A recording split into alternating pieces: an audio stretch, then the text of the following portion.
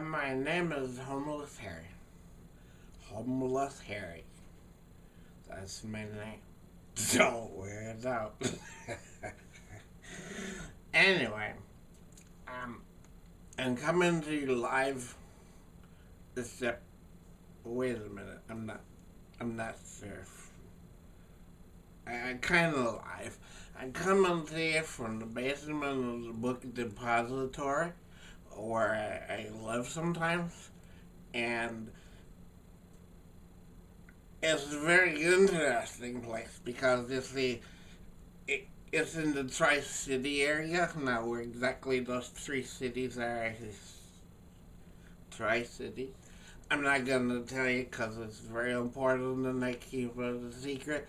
Otherwise, you'll hone in on my accent, and it's a really sweet place to be. Anyway, the thing that I wanted to tell you about today is, contrary to the popular belief, living in the basement of a book depository, particularly in the stairwell, is not necessarily the greatest place to be. However, I will say this, that when they leave books behind, it's abandoned, you see, so they don't normally use it, but they left the books behind. And that's an important feature that I would like to share with you today. Because I, Harry Homeless Harry,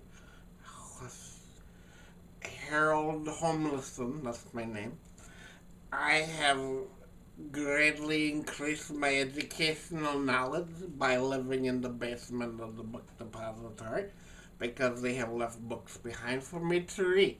Now, I don't know necessarily that they specifically left the books for me to read. Like they didn't write, "Dear Harry, we have left these books for you to read. We hope you enjoy them and please do not use them for toilet paper." Although some of these books I have used for toilet paper because, being that I'm homeless, I don't have a lot of extra money for certain amenities. But most of the books I have read, and that's what I would like to share with you, the power of education. You too. You too on YouTube or wherever you are watching me, you can learn from books because books are good. And I'd also like to mention that in my endeavors to search my perimeter, that I have discovered some interesting things. There are some refreshing beverages that were left behind. There was a case of champagne that I had to sort of sample a little bit and see. And then, I got there's some soft drinks for when I'm thirsty for later. And then I found this particularly interesting thing that you might find fascinating. Excuse me, it's back here. It's, it's, let's hear thing. Let's hear things what the army calls a bandolier.